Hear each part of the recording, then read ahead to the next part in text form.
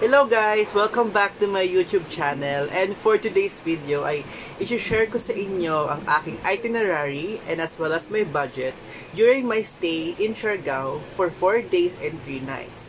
So if you want to know more, please keep on watching!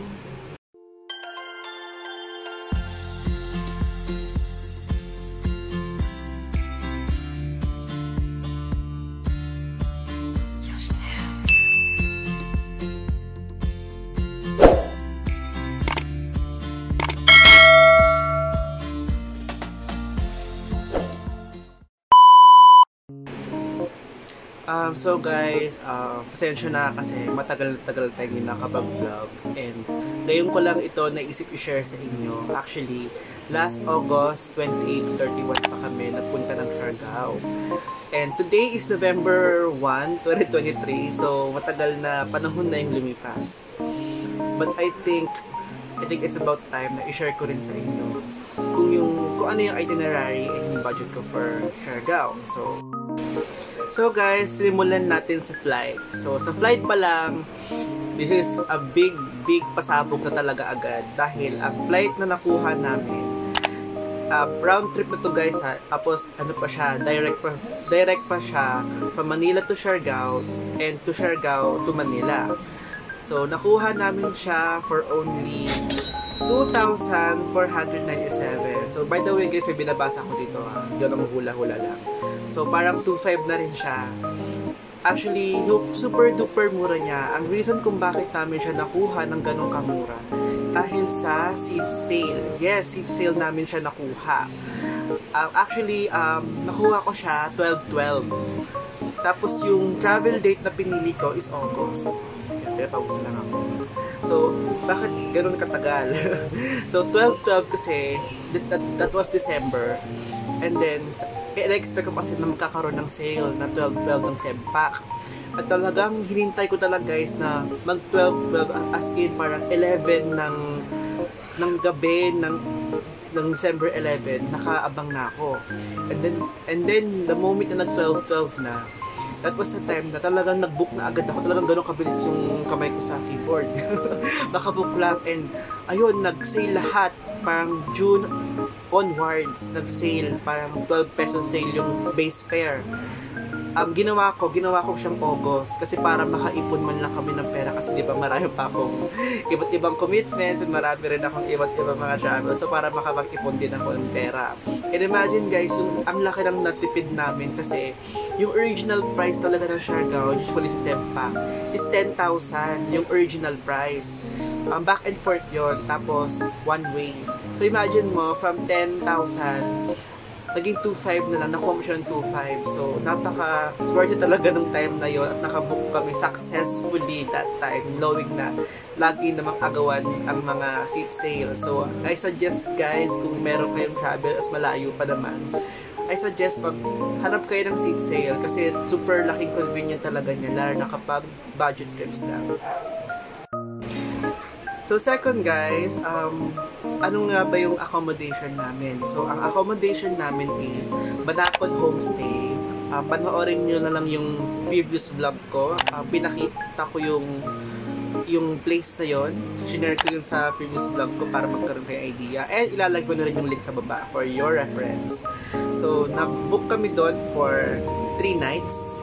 So ang rate nila per night is 2,000. Dahil 4 days, 3 nights kami, 2,000 times 6 is 6,000. So, dahil dalawa kami, pinagkatian namin yung accommodation namin. So, ang aming maging per pax namin is 3,000 pesos. Actually guys, share ko lang din to sa sa accommodation. Actually, maganda yung accommodation namin. The reason is, malapit siya sa dalawang famous tourist spots sa Siargao, which is yung Katangan Bridge, tapos yung Cloud9. Yung Katangan Bridge guys, pwede nyo siya lakarin mula sa Banakod Homestay. Mga 10 to 15 minutes walk lang. Pero yung Cloud9, mas matagal na nalakad. Pero malapit lang talaga siya dun guys. Yun. So, next is foods, pagkain. So, I know guys, pag sinabi ko to, maybe a lot of you will disagree on this or magmulat man lang. Ang nagastos ko, as akin lang to ha, ang nagastos namin sa food is 486 pesos or sabihin natin 500 pesos. So nakagulat kasi, di ba, bakit ganoon kamura? 500 pesos lang ang nagastos sa pagkain. Siargao pa kayo na knowing na mahal lang mga bilihin doon. So paano nangyari yon? So ganito kasi ang mindset ko nung time na yun, guys.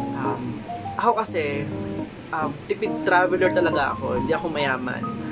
Kapag nagda-travel ako, parang yung fact or yung reality na nakatapak ako doon sa place na yon, isapat na sa akin yun. Or yung may kahit may picture man lang ako na nandun ako, sapat na sa akin yun.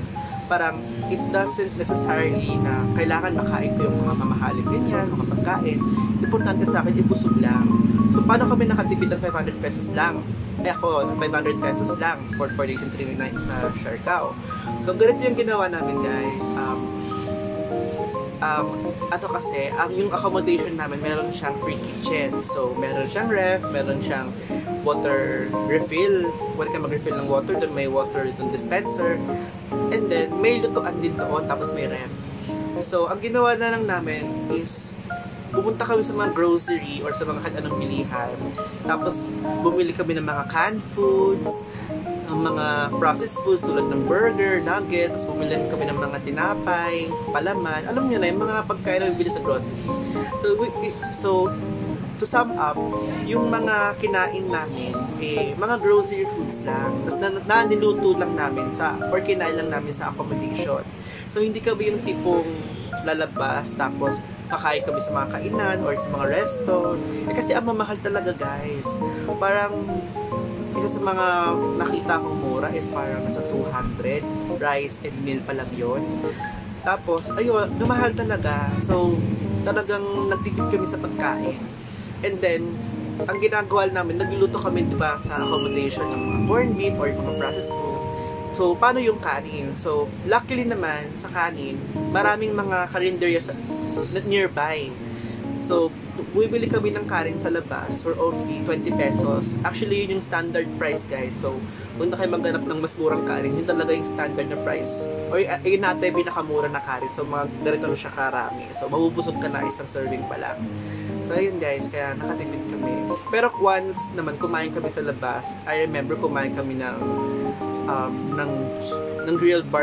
grilled chicken barbecue, tas may rice. That was 180 pesos malapit siya sa mga sa General Luna, sa mga bars doon. Pero guys, kung gusto niyo talaga mag-explore when it comes to food, so what's stopping you, guys? Huwag niyo kami gayahin kasi wala kaming pera. Kung may pera naman kayo at kaya niyo, well, try niyo na, sulitin niyo na lang Siargao. So next, guys, is transportation. Ang nagastos ko for transportation is 255. So, ano nga ba yung naging mode of transportation namin sa Siargao? So, sa Siargao kasi, guys, along General Luna, maraming mga tricycle na nag-ikot-ikot. Tapos, pwede mo siya parahin.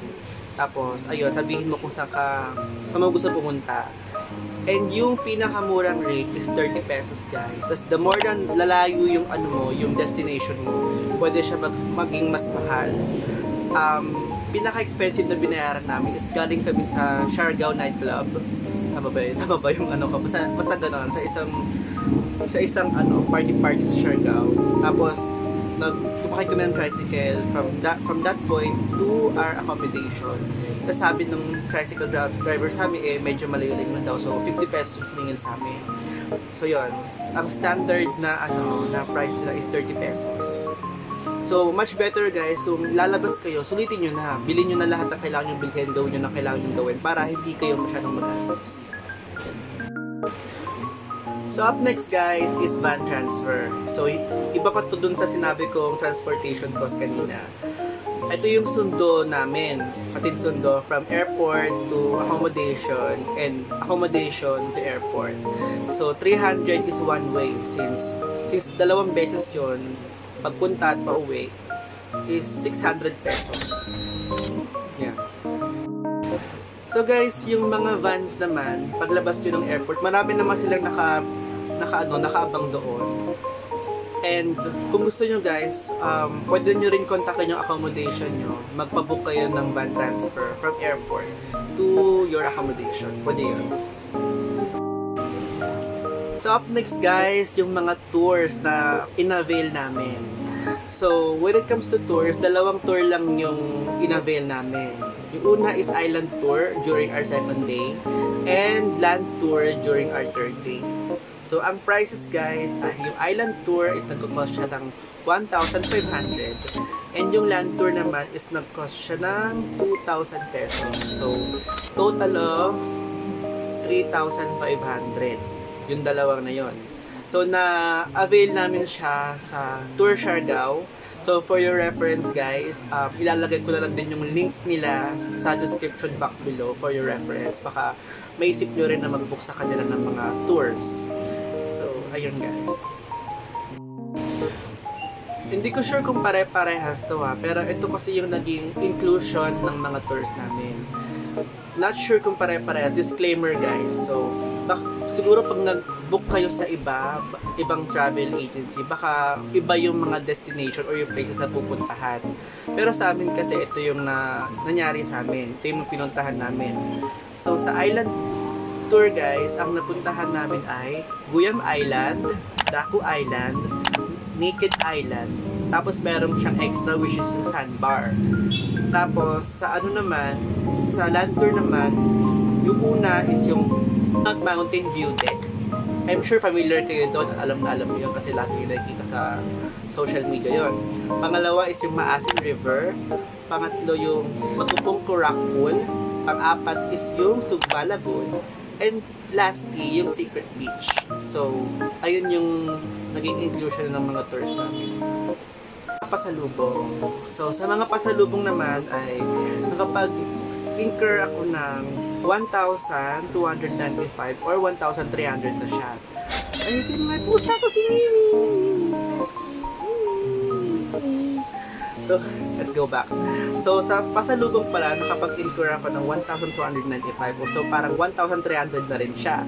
So, guys, no further explanation needed. So, alam naman natin kung ano yung mga typical na pasalubong. Di ba? Like yung mga ref magnets, mga bracelets, mga damit, mga pagkain, and some other stuff. So, yun, mga pasalubong, nakapag-incur ako ng 1,300. So, nakabili pala kami guys ng mga pasalubong sa Cloud9, tsaka sa isang souvenir shop sa malapit sa General Luna. So, doon kami nakabili. So, panoorin nyo rin pala guys yung vlog ko kung saan namili kami ng mga pasalubong. So, ayun yung time na namili kami ng pasalubong sa Siargao. So, ayun, pusa ako pang gulo. So, panoorin nyo rin guys, yun guys, for your reference. So guys, now let's move on to the last part, which is yung other expenses. So other expenses naman, tatlo yun nandito sa aking listahan. Una, yung snorkel. So, nung nag-island tour kasi kami, yung friend ko, nag-rent siya ng snorkel. Ang bayad niya doon is 200 pesos. Pero ano na yon, during the whole tour na yon. So, guys, ang mahal niya, diba? 200 pesos para sa snorkel. So, ginamit ko rin naman siya kahit na meron akong dalang goggles ng time. Mga ganito lang siya. Hindi siya ganung kalaki tulad ng snorkeling goggles talaga. Ayun. So, since ginamit ko naman siya, naghati na lang kami. Sige, hati tayo. 100 sa kanya. 100 sa akin. So, ayun guys. Kung meron kayong mga swimming gear or mga goggles dyan sa bahay nyo, siguro dalhin nyo na lang kasi kaysa naman mag-rent pa kayo, diba, para makatipid man lang. Yan. So up next guys is yung airport fee. So part pa rin to ng other expenses. It costs 40 pesos. Actually, ano siya, dalawang part siya. 20 pesos nung pag-arrive and 20 pesos nung pag-alis. So lastly guys, sa aking other expenses, which is yung photo na in-avail ko nung nag-Sugba Lagoon kami. Kasi bago kami pumunta ng Sugba Lagoon, pinicturean kami ng isang photographer. Ito siya, oh guys. Yan. So ito yung friend ko, ito siya, naka-black. Tapos itong dalawang girl na naka-white, apparently taga Cebu sila and nakasama namin sila sa Sugba Lagoon. So, this only costs 50 pesos. Pero optional naman siya. Sa inyo siya kung bibilin mo siya. Pero di ba, ganda. Tignan mo ako, di ba? Tari ko siya. So guys, kung ito-total natin lahat ng expenses na na-incur ko during my stay, so yun siya. Ang total ay 11,823 pesos. So, kung i-round up natin, para na siyang 12,000 pesos. So, yun yung aking nagastos during my stay in Siargao for 4 days and 3 nights. 12,000 pesos. Also guys, I know that some of you are wondering kung nag-nightlife ba kami. Yes po, nag-nightlife po kami. Actually, not just one, but twice. Yung unang ano namin, nightlife namin is, uminom lang kami ng isang Sanmig beer, mga ganito kalaking bottle. For 100 pesos siya. And yung pangalawang nightlife namin, hindi naman kami gumastos, hindi kami kumain or uminom. Tumambay lang kami para nag-party-party lang kami. Ayun guys. So that's all for today guys. So thank you rin dahil nakaabot kayo dito. Thank you rin dahil that means you find this video interesting. And also happy rin ako na na-share ko sa inyo tong aking travel budget itinerary Siargao. So that's all for today guys. Thank you for watching this video. Sana nakatulong ako sa inyo, especially sa mga pupunta ng Siargao in the future or soon. At kung hindi pa kayo nakakapunta sa Siargao, I really recommend it to all of you guys. Kasi you don't know what you are missing. Napakaganda ng Siargao. Actually, appreciate natin ang Pilipinas kasi super ganda ng Siargao guys. I know na malayo, but once you got there, super worth it talaga guys. So thank you for watching this video. Please don't forget to like, share, and subscribe to my YouTube channel. Thank you guys. I hope to see you all again. Bye-bye!